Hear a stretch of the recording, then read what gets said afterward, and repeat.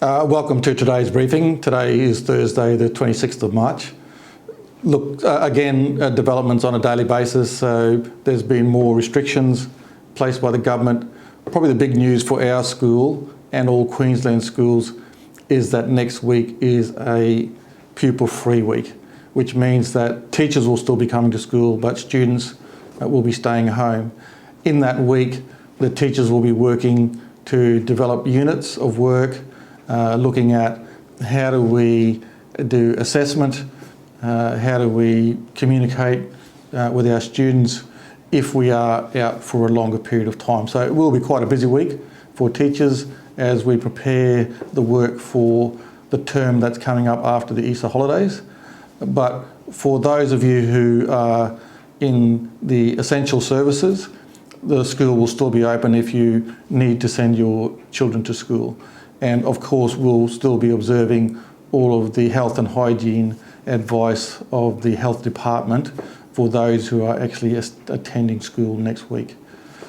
A couple of things. Now that it is a student-free days on next week, very important that you still follow up the work that we've sent home today.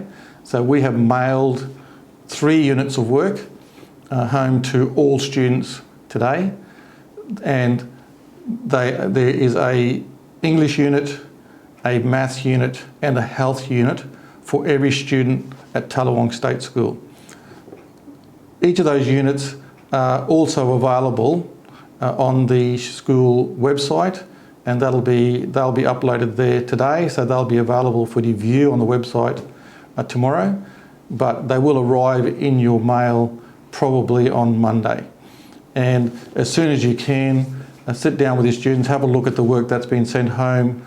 On the front of each of the home learning packs that we've sent home is a little checklist of what it is that the students are required to do and complete, and then send back to the school for marking. So can you look out for that first of all? The other thing is we need to reinforce the social distancing message. Now, at school, obviously we are talking to students about that. I just went uptown before because I had to get something for the school, and I still notice people congregating in groups around shops. Now, when the health advice is stay at home, and if you do go out, keep your social distance. Every time you go to the shops now, you'll notice there's tape or marks indicating you keep a safe distance from other people.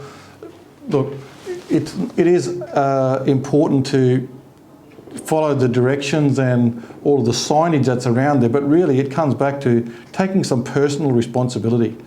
And personal responsibility not just for yourself, but for your family, your friends, and also for the future of your children in our community.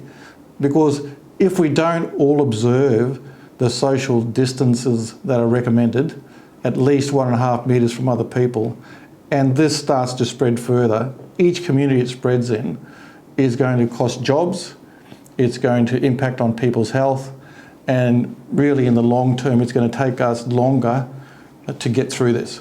So once again, as not just as a principal but just a member of the community, can you please observe social distancing in your walking around or wandering around outside? First of all, don't go, stay at home.